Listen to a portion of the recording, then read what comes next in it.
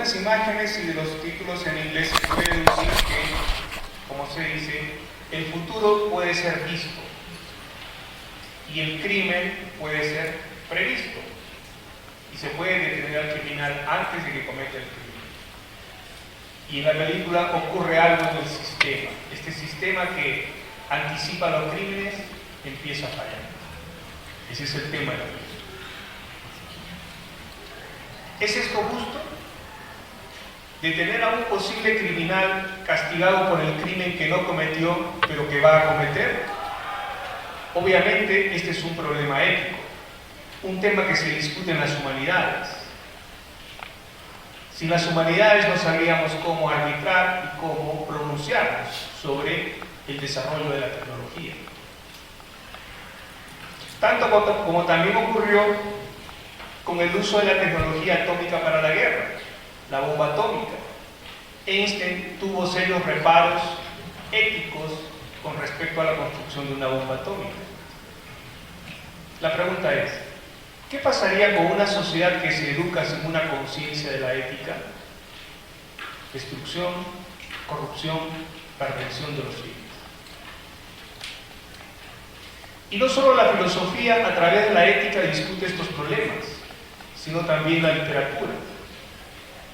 Frankenstein, en el siglo XVIII, el primer cyborg probablemente. ¿Qué implica construir un ser así? ¿Es ético? ¿Qué condición humana tendría? ¿O ya no es humana? La literatura, a través de Frankenstein, inaugura esta discusión. Otro ejemplo, el indigenismo en las primeras décadas del siglo XX en el Perú, que ocurre tanto en la literatura como en la plástica, en la pintura, en el arte, la escultura. El indigenismo se articula sobre la posibilidad de la inclusión del indio, de lo andino, en la nación. Una nación que para ser moderna y democrática debe incluir a este sector mayoritario de la población. Esta es una discusión política, una discusión cultural, una discusión nacional, que ocurre en la literatura y en el arte.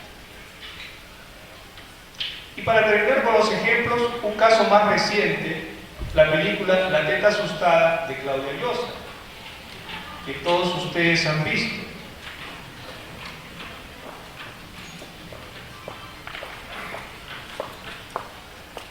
No hubo la oportunidad del video, pero vamos a reconstruir un poco la escena inicial de esta película.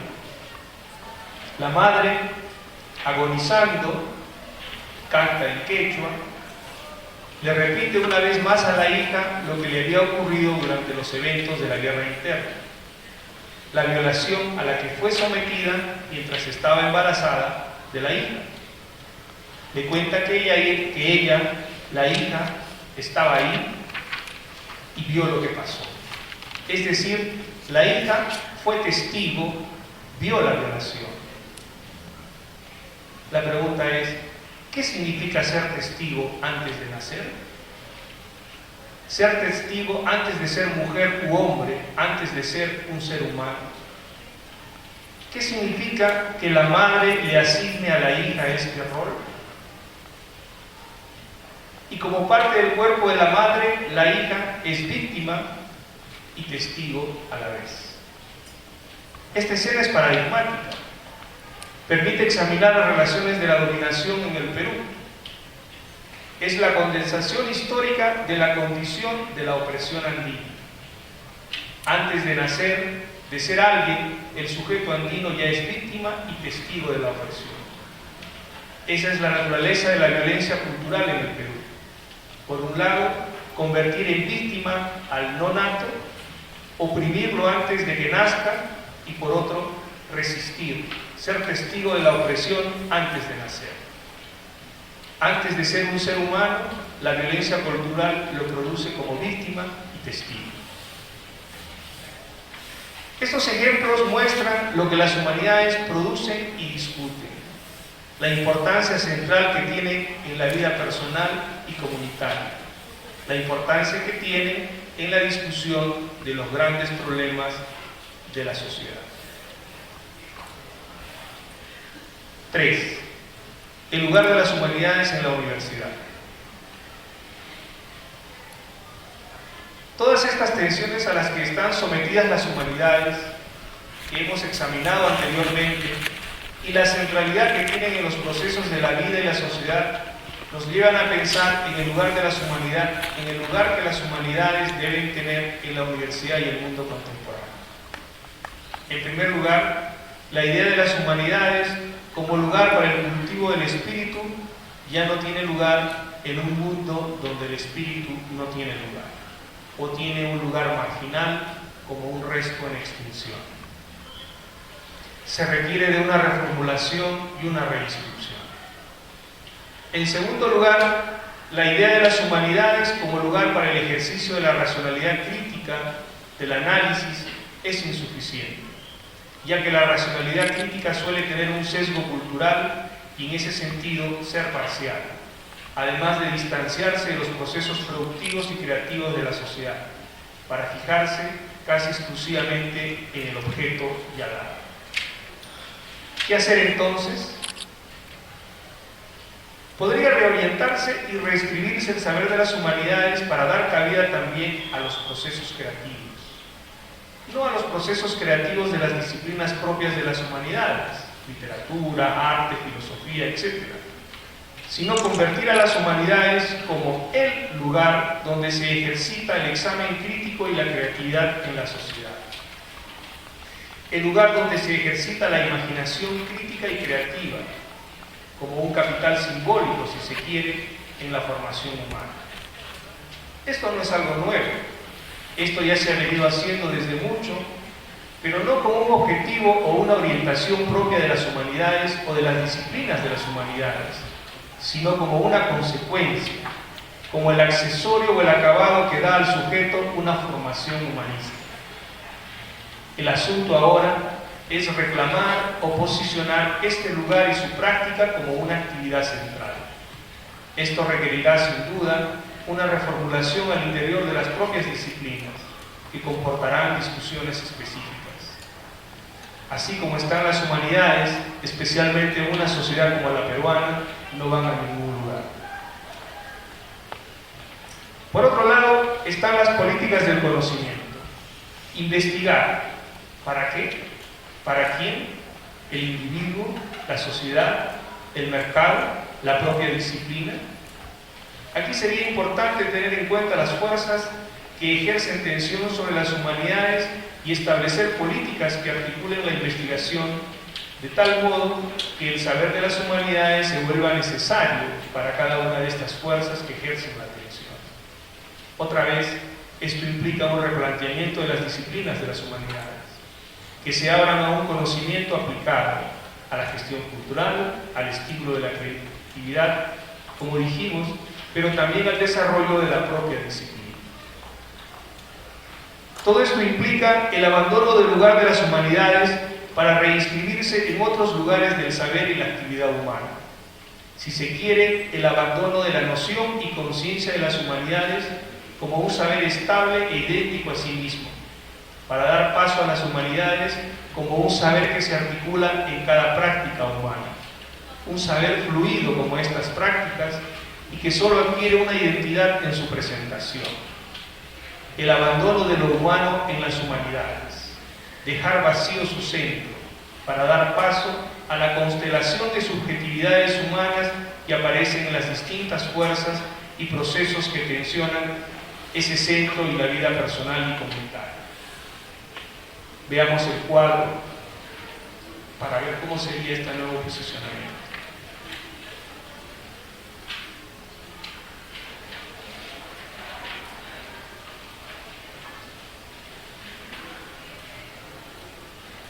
Bien, ahí tenemos el nuevo cuadro, el cuadro anterior, pero con unas modificaciones.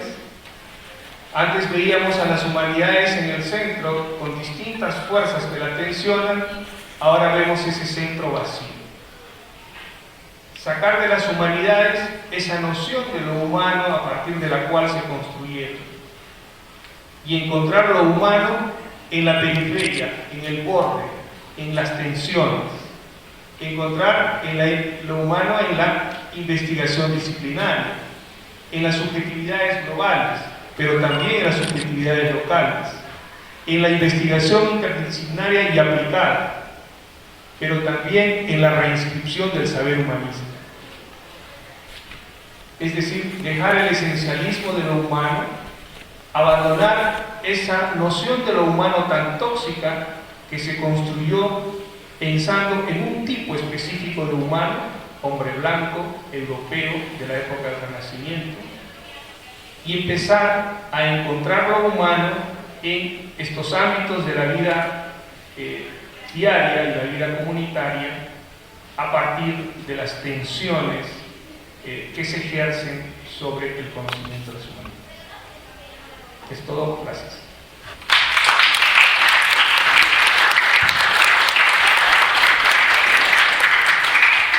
Agradecemos a Fernando Rivera por esta magnífica conferencia magistral. Vamos a dar paso para un diálogo con el público asistente. No sé si de parte de ustedes tienen alguna interrogante, un comentario.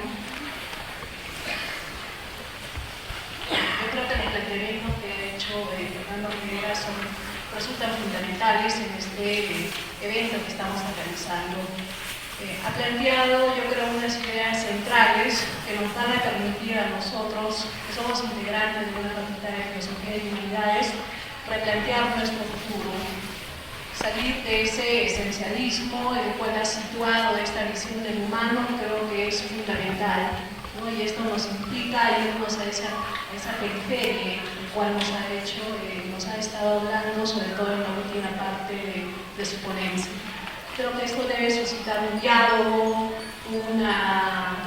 quizá una respuesta, porque probablemente a lo largo de estas últimas décadas nosotros nos hemos estado centrando en esa visión esencialista y por eso estamos donde estamos. Estamos casi invisibilizados dentro de la universidad, dentro de la sociedad. Y creo que este evento está permitiendo reflexionar, tomar conciencia de que debemos de mirar las cosas desde otra perspectiva.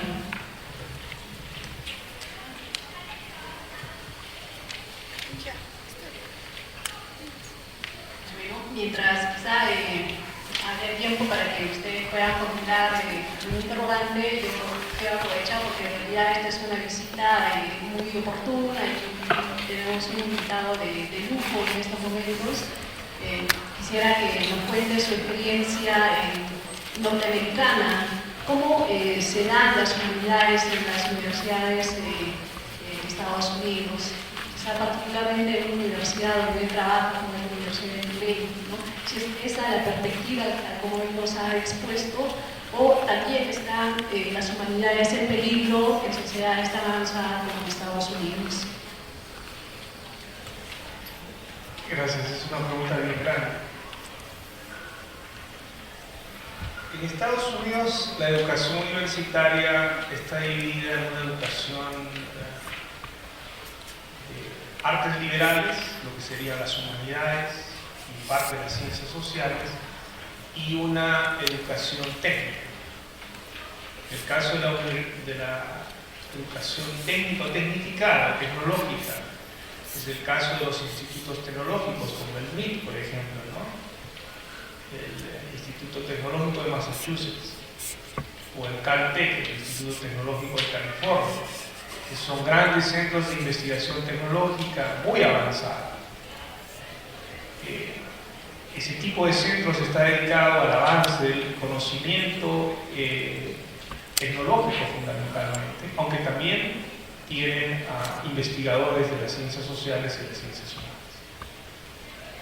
Pero el grueso de la sociedad se educa en universidades con una formación de artes liberales, una especie equivalente a las humanidades.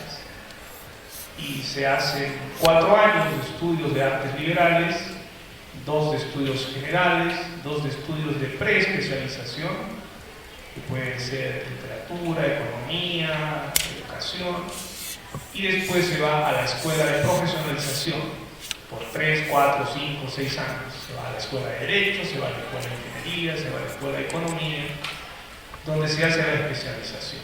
Entonces, estudia para ser un profesional generalmente de 6 a 9 años por lo menos. Bien, en el caso de las artes liberales, el desarrollo de la investigación, la especialización que se tiene en campos, por ejemplo, como la psicología, la antropología o la literatura, aunque en los países de habla inglesa no estudian literatura, sino estudian la lengua, estudian inglés, estudian español, estudian francés, y dentro de esos programas de inglés, francés, español, estudian la literatura. El avance ha sido tan grande dentro de estas disciplinas que esta idea de lo humano construida, de las humanidades construidas a partir de esta noción concreta de hombre blanco humano del Renacimiento ha quedado ya desacreditada. Y el desarrollo del conocimiento en estas disciplinas se ha orientado fuertemente a la aplicación de la vida social y la vida comunitaria. También hay una investigación que se hace en estas disciplinas para el avance de la disciplina, para el desarrollo teórico de la disciplina, pero fundamentalmente la investigación es una investigación que directa o indirectamente termina aplicándose en la sociedad. Y esta dinámica de la investigación ha permitido que los problemas reales de la sociedad permitan la adaptación del conocimiento de las humanidades, ¿no? O el desarrollo de un nuevo conocimiento de las humanidades para poder lidiar y enfrentar situaciones y eventos que presenta la sociedad y la vida diaria personal. Esa es una gran diferencia con lo que ocurre en Latinoamérica y en el Perú, donde la universidad se formó como centros de educación y no como centros de investigación. El modelo de universidad moderna, que es el modelo de universidad kantiana, es una universidad que se desarrolla para producir conocimiento y saber para la sociedad. Ese es el objetivo de la universidad moderna desde el siglo XVIII. Pero en Latinoamérica no se produce por razones de la dominación que el mundo occidental, Europa y los Estados Unidos ejerce sobre el mundo. El mundo occidental se convierte en productor de conocimiento y la periferia y el resto del mundo se convierten en consumidores de conocimiento. Entonces, esto cambia la naturaleza de las universidades en Latinoamérica y en el Perú, que es de los países latinoamericanos el que tiene menos investigación, uno de los que tiene menos. Entonces, las universidades se convierten en centros de enseñanza y no en centros de producción de conocimiento y de saber. Llegan a las universidades latinoamericanas y peruanas un conocimiento de las humanidades que se ha producido en otro lugar, que se ha producido en el mundo occidental, en Europa y en los Estados Unidos. Estamos hablando de la psicología, estamos hablando de la literatura, estamos hablando de la lingüística, estamos hablando incluso de las ciencias sociales, de la sociología, antropología, etc. Entonces, llega ese conocimiento y ese conocimiento se empieza a reproducir en la educación en las universidades peruanas y latinoamericanas. Pero hay un impasse porque ese conocimiento va a sufrir problemas cuando se quiera aplicar a la realidad peruana y latinoamericana. En las ciencias sociales se han hecho muchos desarrollos que han permitido el desarrollo de un conocimiento y una investigación acorde o tratando de enfrentar los problemas de la realidad peruana. Pero en las humanidades no ha ocurrido lo mismo. Entonces, esa sería una de las diferencias fundamentales y una de las grandes pensiones que reciben las humanidades en el Perú, que son un conocimiento que por el origen donde fueron desarrollados ha quedado, distanciado de la problemática de la sociedad peruana contemporánea.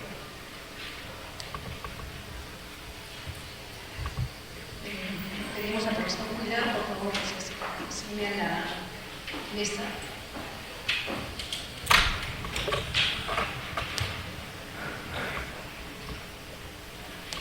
¿Qué tal?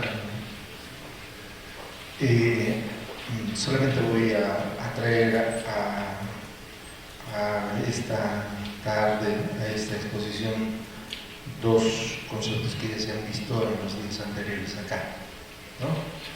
El problema que estamos tratando de resolver es qué debe hacer nuestra Facultad de Filosofía y Humanidades ante la nueva ley universitaria, ante la modernización de la Universidad Peruana, esta nueva ley que acaba de salir en el Perú, etcétera, ¿no? Entonces ha despertado mucho temor el hecho de que en la asignación de recursos para investigación, que es el fuerte del presupuesto ahora, no aparecen recursos para el área de humanidades. Entonces, ayer el decano nos expuso claramente este peligro, diciendo que CONCITEC, ninguna de las instancias nacionales que distribuyen los recursos para la universidad destinan fondos para investigación en el área de humanidades. No sabemos hasta ahora si me van a tener en cuenta, simplemente ya no solo si van a poner dinero o no en esta área. Entonces, este evento está tratando de enfrentar ese problema y de sacar algunas conclusiones que nos ayuden a pues, no quedarnos fuera, ¿no?, de todo este proceso. Esa es una de las cosas que se dijo ayer. O sea, definitivamente no hay área, no hay dinero en el Perú para el área de humanidades, ¿no? ¿Cuál es la condición? Tienen que reinventarse. ¿Y qué significa reinventarse? Meterse al mercado. Nos han dicho clara y precisamente. Tienen que buscar su grupo de interés, o sea, quiénes van a ser las empresas, los empresarios, las, no sé, ONGs, que les van a pagar a sus egresados. En la universidad no hay plata. O sea, olvídense que en la universidad se va a destinar un presupuesto específico para el área de humanidades, etc. Ustedes se las arreglan directamente con el mercado. Busquen qué vender. Nos han hecho así, con toda esa realidad, con toda esa sinceridad. Ese es uno que quería informarme nada más, ¿no?, respecto a lo que vienes comentando de lo que pasa en Estados Unidos y lo que sucede en el Perú. Ayer un profesor de filosofía hizo una distinción entre ciencia, técnica y tecnología. A mí me ha resultado ilustrativo. Nos dice que la ciencia es la búsqueda del conocimiento en estas áreas de las ciencias naturales, exactas, etcétera, etcétera. Todo el trabajo teórico, metodológico, sistemático, acaba en un saber, en un conocimiento, ¿no? La técnica es la manera como se va a realizar la investigación, cómo se va a procesar ese conocimiento. Y la tecnología, y este es el punto al que iba, es la manera como se va a vender esa técnica. O sea, la tecnología produce patentes, no produce conocimientos, no produce saberes, produce patentes. O sea, produce riqueza para el mercado, ¿no es cierto? Entonces la diferencia, nosotros venimos hablando acá de tecnología, son las tecnologías del conocimiento, las tecnologías de la comunicación, etcétera, etcétera, como si fuera lo mismo tecnología que técnica y que ciencia, ¿no? Yo creo que hay que hacer la distinción para hacer notar que las humanidades pueden ser una ciencia. De hecho, nosotros tenemos en nuestra licenciatura, nuestro título es en Ciencias, literatura, etcétera, etcétera, ¿no? Entonces, cuando hablamos de tecnologías, lo dijo ayer este profesor, tenemos que tener claro que las tecnologías producen patentes y las patentes son parte del mercado capitalista postindustrial de consumo, etcétera, etcétera, de modo que ya estamos prácticamente encuadrados, parametrados dentro de una visión de lo que es la universidad, la investigación, los presupuestos, etcétera, etcétera. Entonces, he escuchado hablar de las tecnologías y no sé si tú haces esta distinción o no, ¿no es cierto? Si para ti lo mismo es tecnología que técnica o que ciencia, ¿no? Si son sinónimos en tu disposición. Finalmente, algo que no voy a desarrollar lo que sería el tema de una discusión mucho más larga que este seminario, yo creo, y que es el anti-esencialismo que está de moda, ¿no? Yo lo veo como una moda, sinceramente lo veo como una moda académica, ¿no? Que en realidad creo que no es anti-esencialismo, sino es simplemente un anti-realismo, ¿no? Porque ¿de dónde ha salido esta concepción teórica, esta escuela, esta, no sé, anti-esencialista? ¿Quién ha producido esta idea, este concepto, esta manera de ver las cosas? La deconstrucción, lo ha producido los estudios culturales, lo ha producido los estudios subalternos, lo ha producido la filosofía, la posmodernidad. ¿Quién ha producido esto, no? Lo que sí creo que se puede tomar o tocar con un poco más de seriedad es el antirrealismo contemporáneo, ¿no? O sea, la idea de que no existe la realidad. Nada hay a lo que podamos llamar la realidad. Todo es discurso, todo es construcción, todo es representación, etcétera, etcétera, etcétera. Entonces, esto no vamos a tocar ahorita ni lo vamos a resolver ahorita, ¿no? O sea, creo que es una discusión muchísimo más compleja, más larga, ¿no? Nada más, gracias.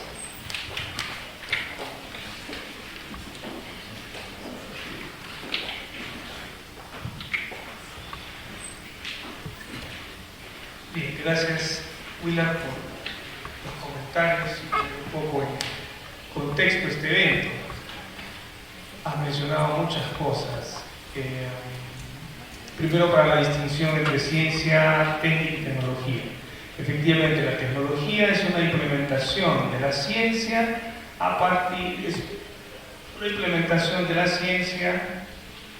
y la técnica también a partir de la dinamización que establece el capitalismo, ¿no? En este caso ya la economía de mercado. Por ahí vamos coincidiendo.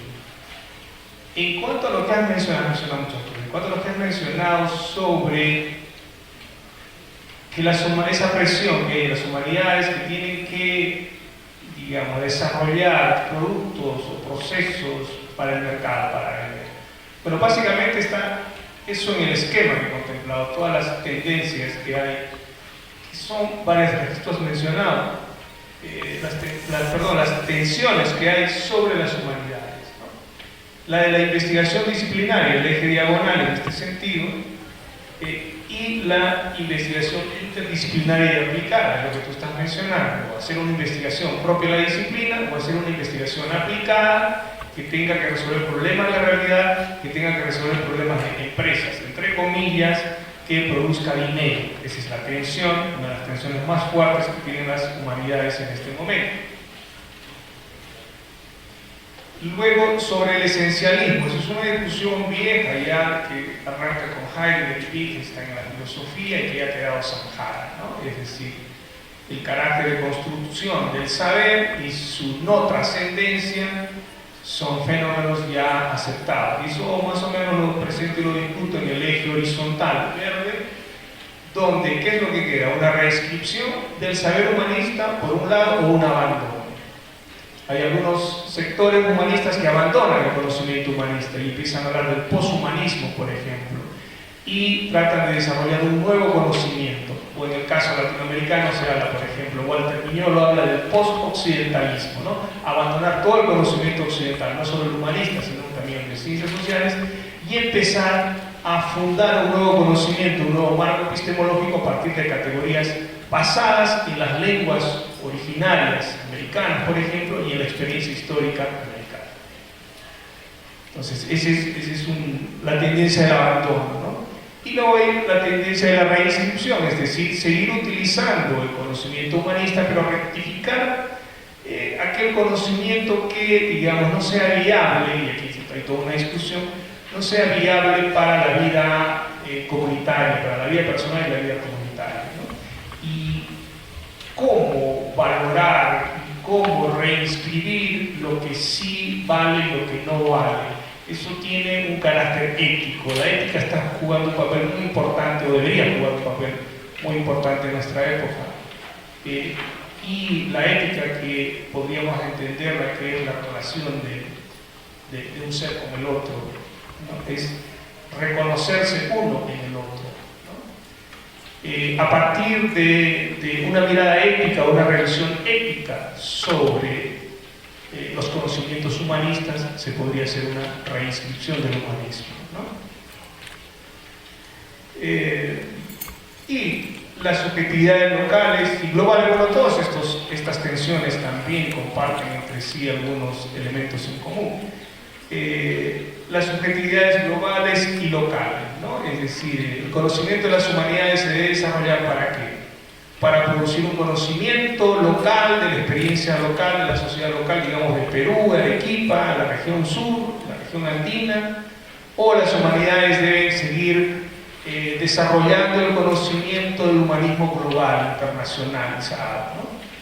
Ese que aparece en los productos de circulación de mercado, en las películas de Hollywood, en las series, que aparece en la literatura que promocionan algunas editoriales internacionales, o en la publicidad, por ejemplo, ¿no? Entonces, sí, todas esas tensiones están hace muchísimo tiempo.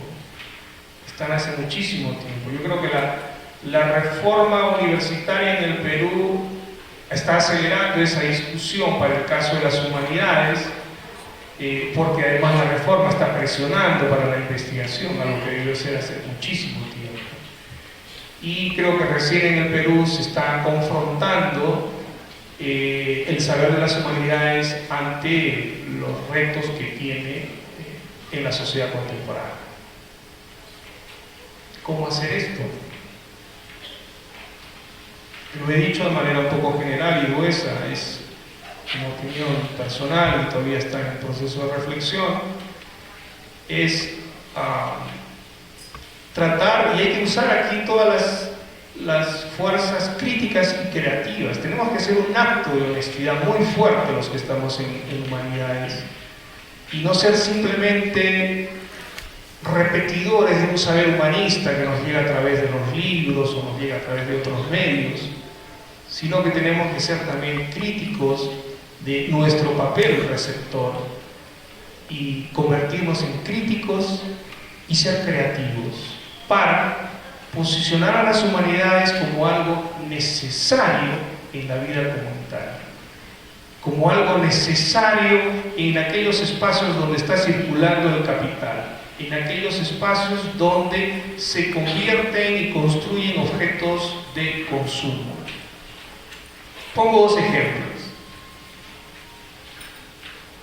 Las telenovelas brasileñas que empiezan a ser muy exitosas en los años 80. ¿Qué ocurre? Ocurre con la red O Globo, tan cuestionada ahora, que empieza a contratar escritores para hacer los guiones de las telenovelas. Entonces, el saber literario, el saber de las humanidades pasa al mercado de las telenovelas. Bueno, y producen telenovelas muy notables que no solamente interesan a cierto público en ese momento consumidor de telenovelas, que es un público femenino de clase media baja y popular, sino que de pronto son tan buenas las telenovelas que empiezan a interesar a la clase media, a gente con estudios universitarios, a intelectuales inclusive. Y estas telenovelas se empiezan a vender no solamente en Brasil, o en Perú, o en Argentina, o en México, sino también en España, en Italia, en Francia, en Inglaterra, en Asia, en muchas partes del mundo. Este es un ejemplo de cómo un saber de las humanidades ingresa al mercado. Pero ahora hay que tener cuidado, hay que ver cómo se hace esa negociación también, ¿no? Hay que, y esa es la parte crítica que debemos tener, hay que ver hasta qué punto el saber de las humanidades va a ser un saber desarrollado y construido para hacer dinero. Porque dentro de las humanidades también tenemos algo que se llama la ética, que nos permite evaluar y hacer una crítica de estos procesos devoradores del capitalismo, especialmente de la economía de mercado, que todo lo convierte en objeto de consumo. Y aquí viene mi otro ejemplo. Ustedes saben que en el Titicaca, en estas islas flotantes, vive una comunidad llamada los Urus. Pues bien, esta comunidad decidió invitar a turistas a que vivan con ellos unos días para que tengan la experiencia de cómo viven ellos. Y por supuesto reciben un pago por eso. En otras palabras, convirtieron en un objeto de consumo su forma de vida. Su forma de vida tradicional, sus costumbres, se convirtieron en una mercancía que ahora ellos venden a los turistas.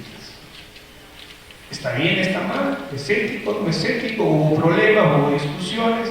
¿Hay consecuencias? Sí, por supuesto que hay consecuencias. Que a veces la forma de vida tradicional se exagera para llamar la atención de los turistas, o se cambia o se modifica.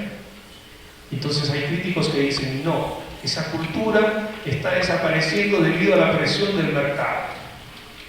Pero también hay otros críticos que dicen, pero no, la cultura siempre cambia. Y siempre va a seguir cambiando. Y la cultura que no cambia es una cultura muerta, es en el museo. Entonces hay debates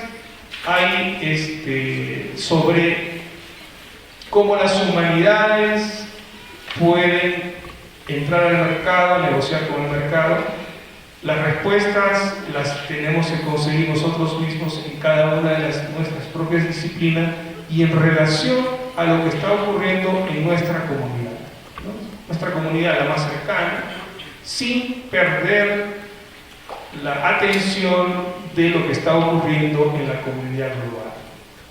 Porque ahora ningún rincón del planeta está al margen de las fuerzas globales. Eso ya no existe.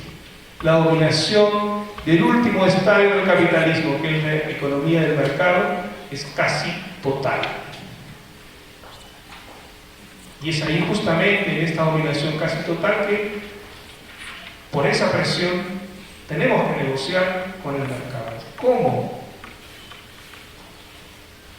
Ahí está el asunto en cada una de estas disciplinas. Y algo que también mencioné, y lo vuelvo a repetir, mencioné en la ponencia, es no solamente ser críticos, sino también posicionarnos dentro de las humanidades como creativos.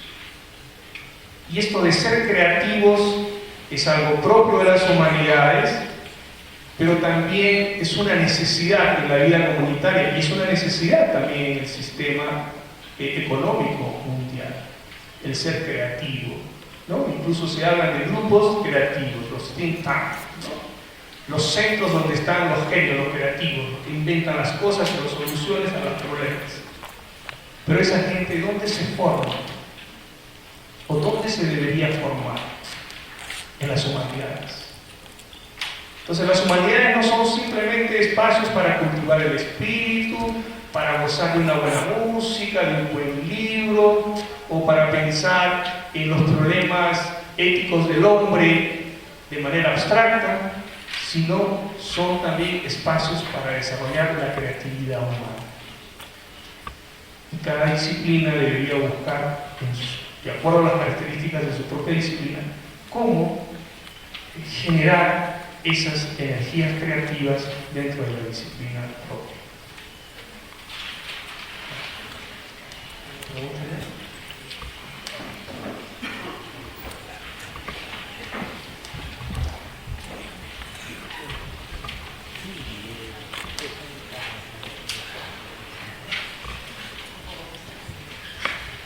Gracias. Yo creo que ya estamos llegando a unas conclusiones en relación de que hay dos posiciones. Una posición que es la del mercado, pro mercado, y otra posición que sí plantea de que las humanidades, el papel fundamental de las humanidades es humanizar, no el mercado. Entonces, esto se debe a la concepción pedagógica, ¿no?, a nivel internacional. Incluso Martha Nussbaum, que una vez más, ¿no?, está de moda, plantea que en los Estados Unidos el modelo educativo por crecimiento económico no ha dado resultados.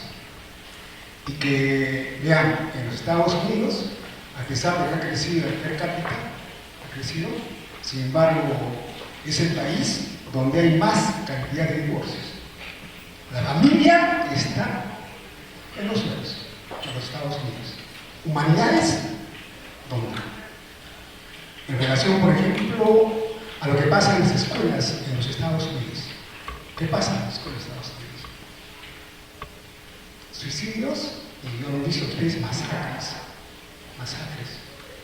O sea, vean ustedes, el conocimiento por el conocimiento no da resultados. Corea del Sur, por ejemplo, es uno de los primeros países del mundo en lo que es PISA, evaluación PISA. Y Corea del Sur es el primer país de suicidas de estudiantes. Humanidades, ¿dónde están las humanidades? ¿Cuál es el papel de las humanidades entonces? ¿Qué entender por humanidades? La primera pregunta. Nosotros somos de la Facultad de Filosofía y Humanidades. ¿Es correcto? ¿Facultad de Filosofía y Humanidades? ¿O es correcto hablar de la Facultad de Humanidades, como plantea Marta misma? ¿O es que hay que hablar de la Facultad de Filosofía y Letras, como plantean algunas las universidades de Lima, por ejemplo? ¿Cuál es lo correcto? ¿Facultad de Filosofía y Humanidades? ¿Facultad de Humanidades? ¿O Facultad de Filosofía y Letras? Como es el caso. Porque algunos consideran, ¿no?, en su ignorancia, consideran de que la filosofía es parte de las letras. Y que algunos, como Nussbaum, por ejemplo, Marta Nussbaum, que está de moda, considera que la filosofía es parte de las humanidades. Y eso para mí es equivocado. Equivocado. La filosofía tiene su sesgo también científico. La filosofía y la ciencia de Dios. Por lo tanto, por ejemplo, decir que los estudios de la epistemología, los estudios de las ciencias naturales, de las ciencias sociales, de las ciencias básicas, de la filosofía de las matemáticas, de la filosofía de la química, corresponden a letras, eso es un pecado. Y eso hace la filosofía actualmente. Y eso no considera Marta Nussbaum, por ejemplo. Entonces, ¿cuál es la diferencia entre la Facultad de Filosofía y Humanidades y la Facultad de Filosofía y Letras, por ejemplo? ¿Cómo se debe llamar? Y es que el papel de la filosofía ni es letras ni es ciencia. Y hay que saber acá distinguir términos. Y el problema a mí me parece que es terminología. Porque algunos consideran que los humanistas son científicos. ¿Los humanistas son científicos?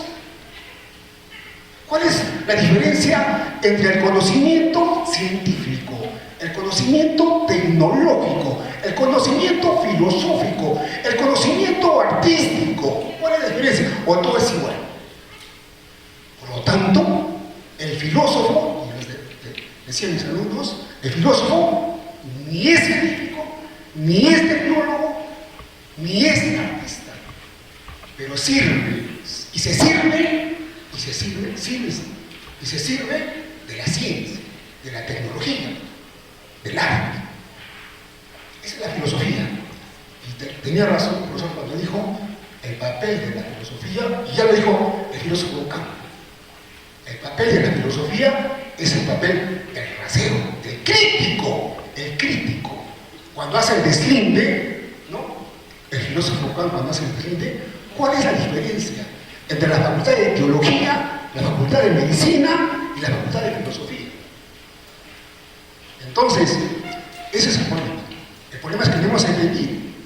Y el problema es que, en forma mecanicista, aceptamos un modelo universitario bajo un modelo educativo por crecimiento económico y vamos a decir todo al mercado. Y si todo al mercado, pues datos estadísticos, filosofía, muy pocos que desaparezca la filosofía. Vean ustedes, el problema entonces es eso, verlo con qué lógica.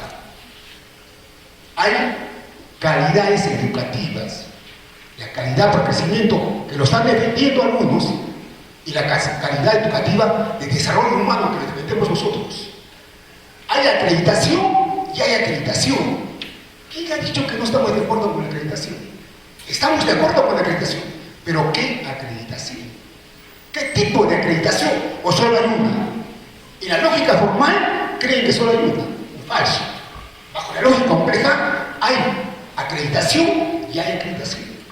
Hay calidades educativas y hay calidades educativas. Entonces, yo tengo tanto, pero solamente quiero que me digas decir, ¿cuál es la diferencia entre una facultad de humanidades, una facultad de filosofía y letras y una facultad de filosofía y humanidades?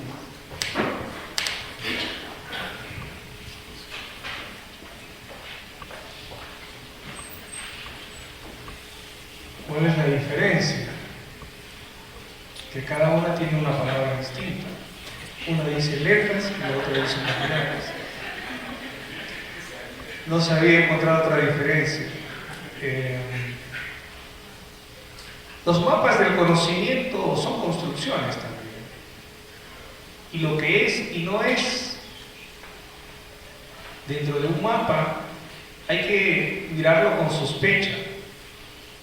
Y hay que revisar más bien cómo se origina ese mapa.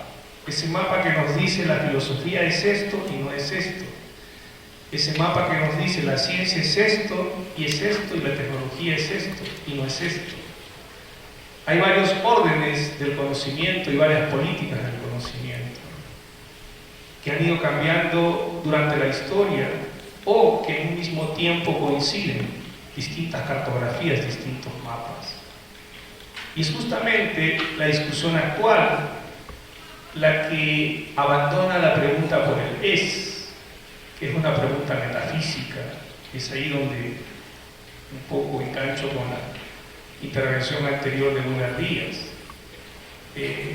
Hablar de esencialismos es tratar de responder la pregunta por el es. ¿Qué es la filosofía? ¿Qué es la ciencia? ¿Qué es la tecnología? Y justamente esa crítica que viene de Heidegger, toda la crítica a la presencia de la metafísica de la presencia, ¿no? Que la hace fundamentalmente Heidegger, que tiene muchos continuadores.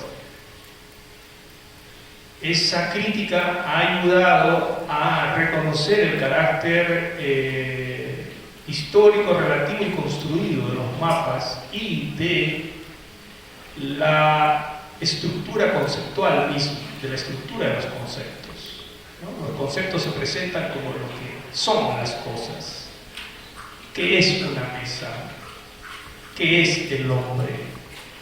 Entonces, esa noción que responde a la pregunta sobre qué es una mesa o qué es un hombre, tiene una estructura conceptual esencialista que trata de decir que esto es así definitivamente, que esto es así para siempre. Y es justamente todo el desarrollo de la filosofía en el siglo XX, y bueno, ahora último ya ese tema incluso quedó atrás, ha señalado ese carácter construido, ¿no? Yo creo que habría que ser un poco, entrar un poco más que a las divisiones disciplinarias, entrar más al diálogo, en vez de separar la filosofía de otras disciplinas, ver más bien cómo la filosofía puede entrar en diálogo con otras disciplinas. ¿No? Ese es mi comentario.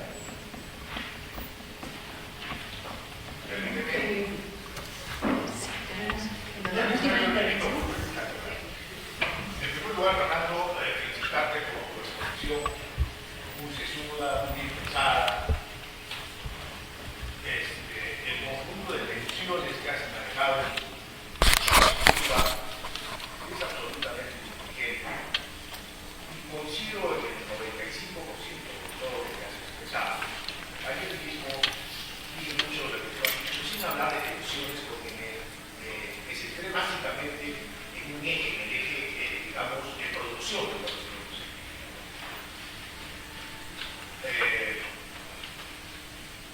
Y centrándonos en el eje de producción de conocimiento científico, quería preguntarte, porque creo que la persona que pregunta es mirar a los ojos a la persona que pregunta. Forma parte de la educación del humanista y no darle la espalda. En primer lugar, como ahora soy yo. Salvo que lo que quisiera es ganarme el aplauso del auditorio.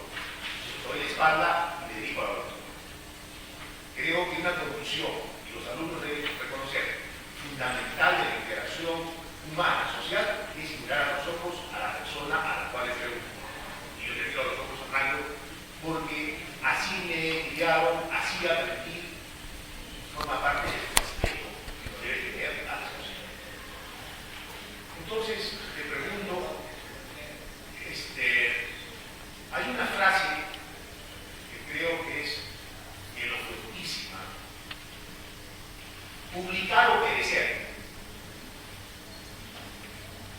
¿Tú crees que los humanistas deben publicar para no obedecer? Uno. Primera pregunta. Segunda pregunta. Este concepto, yo diría, trasnochado de las humanidades clásicas, le sirven a las humanidades para salir de la crisis en la que están. Le sirven en realidad. Seguir sosteniendo que las humanidades constituyen la parte crítica, la parte ético-crítica de la sociedad. La sociedad no solamente puede vivir de la parte ético-crítica, ¿no es cierto? Tiene que vivir de la producción de conocimiento científico muy más indicado, ¿cierto? Pero, como podrás apreciar, hay gente que insiste en que las humanidades no tienen que refundarse, las humanidades tienen que ser las mismas, exactamente las del medioevo, quizás. Una postura de esa naturaleza no le hace bien a las humanidades, no le hace bien a la facultad de derecho. Y cuando menciona la persona que le preguntó el lenguaje formal, yo soy metodólogo y en condición de metodólogo hablo en los términos que produce conocimiento científico. Estoy seguro, tengo la más absoluta certeza que el señor que me menciona la palabra jamás ha producido conocimiento científico ni producirá en el resto de su vida. Entonces, en estas circunstancias, vuelvo con la pregunta. ¿Cómo se puede hacer para que las humanidades nuestras se posicionen en el mercado científico? Ayer hablé de revistas científicas, de revistas científicas, y un poco más me hincha. Creo que están partiendo de conceptos errados, de conceptos que a lo único que llevan es a crear más caos. ¿Qué opinas, Fernando? Bueno, voy a tratar de responder concretamente a la pregunta. Creo que aquí hay un debate anterior. Para publicar hay que investigar, así es simple. Si uno no investiga, ¿qué vamos a publicar? Así es simple, no hay más, no hay más. Y para investigar tenemos que ponernos a pensar y a ser creativos. Y en esta época, en este momento, pues, para la sobrevivencia de las humanidades, tenemos que mirar lo que está ocurriendo a nuestro alrededor, en nuestra comunidad, en nuestro espacio, y ser creativos y críticos e investigar sobre eso y luego publicar. Eso es lo que diría, así de simple y contundente. Veo que por allá hay otra pregunta. Por razones de tiempo, vamos a suspender, por favor, porque tenemos pendiente todavía una conferencia más. Queremos agradecer al nombre de la Facultad de Filosofía y Humanidades, de San Fernando, de esta tercera vez, y espero que siempre lo visiten. Un aplauso.